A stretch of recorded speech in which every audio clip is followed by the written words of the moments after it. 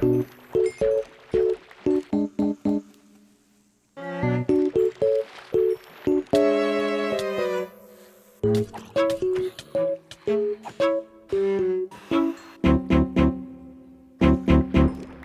it mending? No.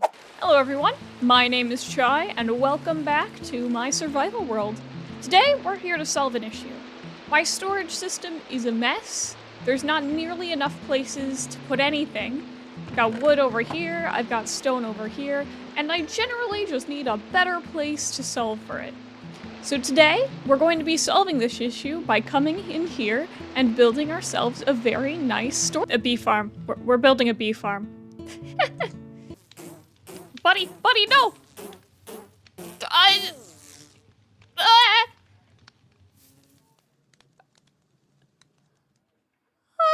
I've been working a lot with copper recently. There's a bit out here, and then there's a bit inside the cave itself, and I want to be able to wax it, but I don't have the stuff to do that. So instead, I'm making my inventory situation worse by adding a whole array of blocks. I am going to need more bees, though. I've been clearing the space for the build of today, and I have broken through the roof. This is not intentional, so we're gonna have to do some terraforming up top. I want this entire cave to be large and expansive, and it's gonna be difficult to do that when I keep poking up through here. I was not expecting the ceiling to be this thin and this low. I really should have, considering, you know, it's vanilla terrain generation, and I'm pretty accustomed to that, but we ignore that. I want to be able to easily boat through this, but I also want to put nice pretty decorations on the side. So if we have time today, I might start getting this place a little more finished looking. Currently it just looks like a handful of houses randomly separate in this cave, and I do not want that. I want this to feel like one cohesive town village thing. I'll deal with the whole no roof situation after I finish the build, but for now, I think I'm gonna start gathering the blocks we're gonna need. There's a lot of small detail blocks that maybe late game players would have that I don't have quite yet.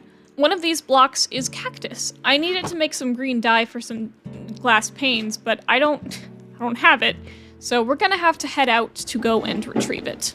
The journey that followed was a test to my patience and my niche game knowledge. I'm being a little dramatic, but you get the idea. I started off by heading south to a pale oak forest I had the location of, hoping to find a desert along the way. No such luck there, but I was able to secure the most important block to be found there, resin clumps. It was my first solo experience in the biome, and I think I handled it fairly well. Hey, buddy! Hey, can I just punch you a little? Okay, hold still. Okay, we're fine. Go away! I can't find the resin tree and I can't find him. I still needed the cactus though, so I decided to travel through some savannas. As part of world generation, each biome has a temperature that's part of the calculations of climate. I'll put up a more in-depth explanation on screen, but all you really need to know is that warmer biomes will stick around warmer biomes. One would hope that after traveling thousands upon thousands of blocks of savanna, which is my least favorite biome, I'd at least get a glimpse of a desert. I wasn't counting the amount of villages I saw along the way, but I think by the 15th, I knew I needed a new plan. Cartographer villagers can sell maps to other villages in specific biomes. I was lucky enough to be surrounded by countless savanna villages. This meant that one of the trades would be a desert villager explorer map. After painstakingly developing the infrastructure to level up countless villagers to the appropriate level, I learned that none of it actually mattered because it will only offer up the desert map as a trade if there's a desert village in range, which of course there's not because there's no desert. It was a long boat ride over to the tundra. I had a lot of time to think. All I really needed was green dye for a glass pane. It wasn't even that important to the build. It was like half of a detail. I could easily leave it out and nobody would have cared or noticed. I could have cut all this out of the video, pretend it never happened. But I had one last thing to try. Igloos are an uncommon structure. 50% of the time, they have a hidden basement giving the player an in-game explanation for villager curing. When I found one shortly after entering the biome, I did take the weakness potion and the golden apple. That was never the real goal. After a week of on and off trading, walking, and boating around, I had finally obtained what I was looking for. One cactus.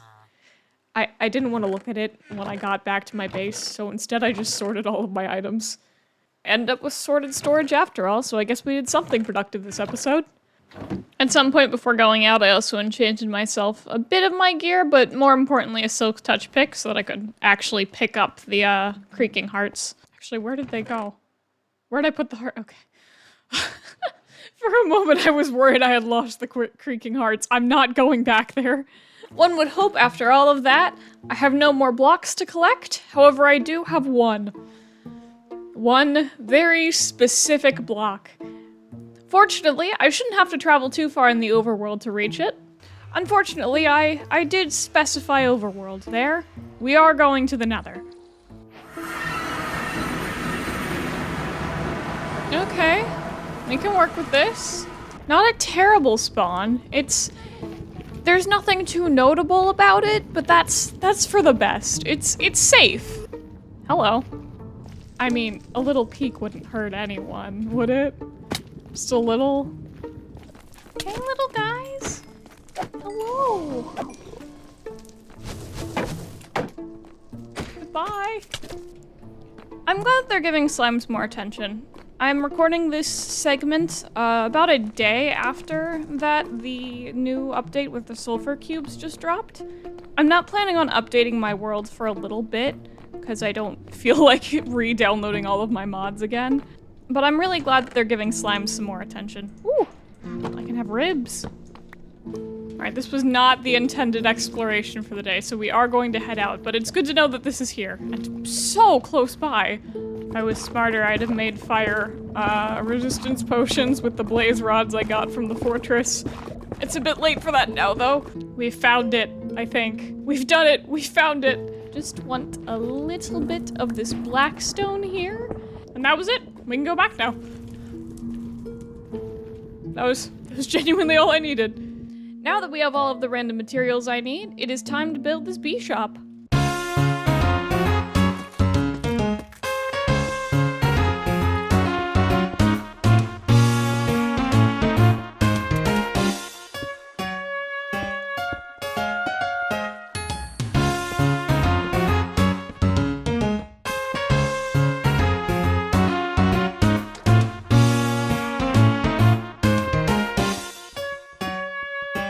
Now, if you ignore the fact that I haven't fixed and cleaned up the supplies I was using, this is looking really good. If you look in here, you can see the bees buzzing about, which is probably my favorite detail of the whole build. It adds some nice movements to this whole, side of the street. I'm quite pleased with it. Guess you can't exactly call it a street. I don't think riding a car here would be very successful. Looks like he tried riding a car. How'd it go for you, buddy? That doesn't look too great. Now that I've done that, it is time to create the bee farm. I'm going to avoid using a tutorial for most of this and work solely off of the prior knowledge that I already have. This does, however, mean we're going to be making some interesting choices, so if you're interested in redstone, maybe just put this video aside for a bit. I also want to make it a little bit more fun than your average bee farm, so we're going to be going out to get some allays. On my extended adventure earlier, I did mark this place down as having allays, so I should just be able to go in and take them, and then just run away real fast. Hey guys. Oh hey guys! Oh, we lost one. Oh wait, no, we got them both. Okay, I just have to run. Hey buddy, leave me alone. Oh wow, he's awful persistent. There we go, I think we're good. Now we have friends! Oh, he's trying to fly away! Buddy, that's not how this works! I'm so sorry!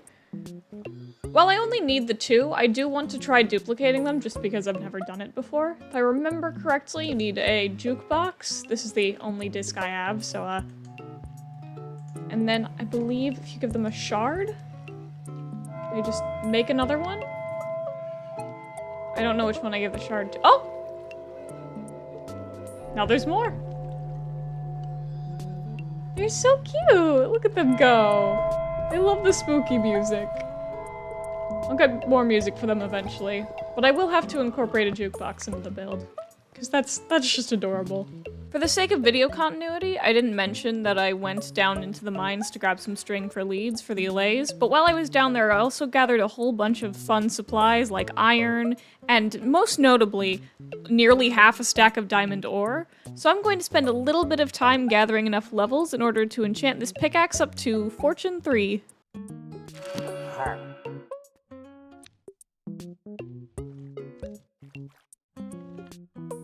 Somehow we managed to get exactly a stack of diamonds. I think that is about the rate that you tend to get with Fortune 3, so I'm not too upset. Of course, the iron will also be useful because it's time to go and figure out some redstone.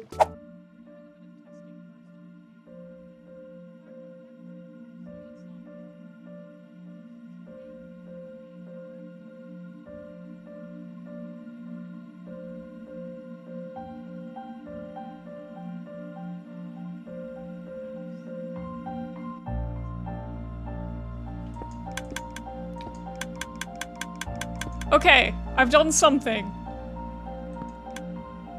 This supposedly works, in theory, because the dispenser fails there. This should be able to collect bee products from a hive. Just to test it. Oh, perhaps I should trap you. Just to check this does this work? I think I have to turn tick speed up. I didn't know there were 2 bees in there. Okay, it does work. Alright, time to figure out how you work, little guy. The way it should work currently is because this allay is holding honeycomb. Whenever I'm in this room and the dispenser makes honeycomb go out of the hive, the allay should pick it up and throw it over to me. I don't want it to throw it over to me, I want it to go into a chest. I think if I click that, and if I drop that, oh, okay. Take your time, buddy. Right, and now that I'm not here, it should throw it into the... Nope, still trying to throw it at me. Buddy. Buddy, that's not gonna work. Throw it. Buddy. You're so close. Okay, I think it did do it. I just have to not be in the room. Because that'll distract it. Oh, it is throwing it directly onto the block. Okay, that's not actually what we want. But it's cool that that's a thing we now know about you. It has to play the noise, and then the allay will know to put it over there. So if I do this, then I play the noise. So close, buddy. Alright, I think we're just gonna need another time to figure out how they decide what goes where, like how their throwing pattern works. But now if I do the tick sprint, we should be able to get a better view of what's going on. Yeah, I think it did it. Because the dispenser clicked and then I think the note keeps going off and then he keeps going over there. I think this is working. Do you have in your inventory? Your inventory's empty. Okay, so this system does work. It's obviously when we move it into survival, we will make it less like this. But yeah, this does work. This does work. Alright, back in the real world, we're gonna expand this room out a little bit, because goodness knows it needs it. How high is this? Because I could make like a skylight thing up to the ceiling so that the bees can get natural light. I did not consider that.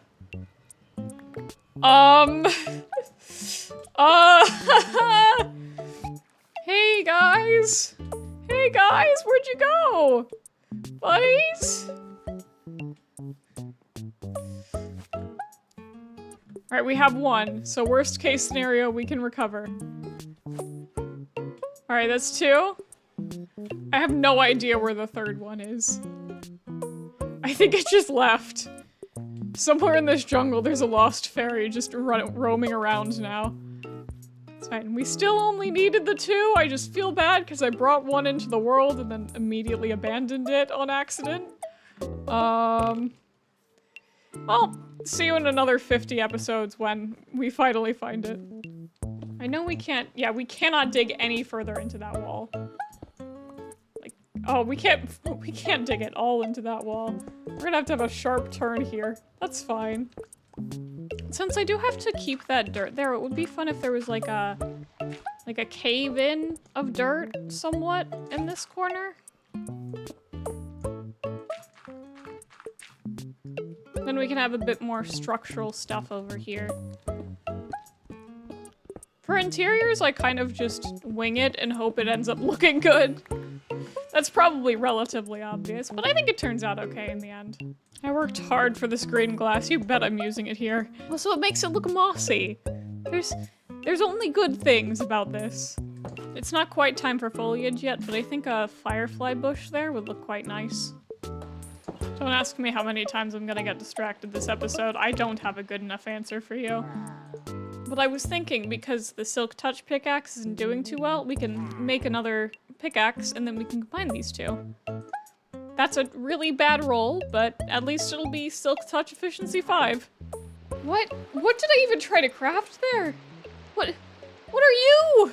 I kind of forgot to record because I was having so much fun decorating this area. The redstone itself wasn't too difficult to hook up. I just had to put down the design that we made in the creative world. But instead of hooking the system up using wires and then linking that back to this note block, I've had it go off when it turns day, and that's when the bees leave, and most of the time when the bees leave, they'll end up popping out with some honey. That way I can cut back a bit on all of the wires going around everywhere. You will notice, however, there's no bees here. I really want those bee nests, and I can't get them for some reason.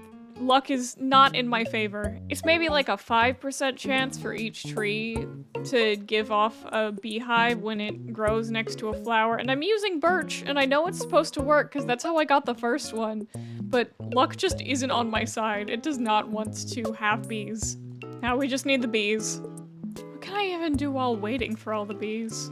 I've cleaned up this temporary storage I had going. I made it so there's proper lighting in this area instead of just torch spam. You can wax the fishing hut. And you know, while I'm here, I might as well. Okay. It could be mending. It's not gonna be mending. It could be mending. It is not mending. Well, into the pile it goes. One day it'll be mending. I got a second book so fast. Is it? No. Efficiency isn't bad, though. I've dredged up enough fishing rods to the point where I can just make a better one. This one has mending, so it's not going anywhere. I've decided that I'm gonna try and keep all of my tools Pokemon themed. My bow is named Flame Wheel, which is an attack that does a decent amount of damage, I think. And then Suction Cups, which is the fishing rod, is an ability where the passive will help you catch more Pokemon when fishing. I think it, like, increases the bite rate, if I remember correctly. I don't know. It's useful for shiny hunting, though. I was just about to come up here and complain about the fact that we have no bees! Though I have to wait for them to go back inside. Should just be able to set these down, and the bees should come out. Oh dear, the honey bottles also come out. The glass bottles also come out during the day. It's okay, I have a solution. There you go. You can have a raw bottle. You can have an empty bottle and put that in there when they pop out, and then I can just easily refill it, and you can take your old bottle back. Farewell, spooky music. We are going to breed up the bees, and I should have a golden dandelion on me, which we can use. Hello, hello, little friend. You are going to be small forever now. I do just generally need more bees in here, so I'll probably breed them up a little bit off camera. I do feel bad for that one allay that's just roaming.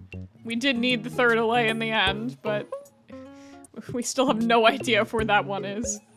If you have any names for the lovely creatures that we've adopted today, please let me know down in the comments. I am not good at coming up with names, so your help would be very much appreciated. The algorithm doesn't mind it either. There's one more issue we need to solve. If you look pretty closely, there's a giant gaping hole in the ceiling. Oh, wait, what's that? Hold on. Yeah, it looks like we're out of time for this episode, actually, so thank you all so much for coming. I'm gonna push this problem off for another episode. I hope you enjoyed this one though. Make sure to like and subscribe so you don't miss out on future content, and I hope to see you soon. Bye!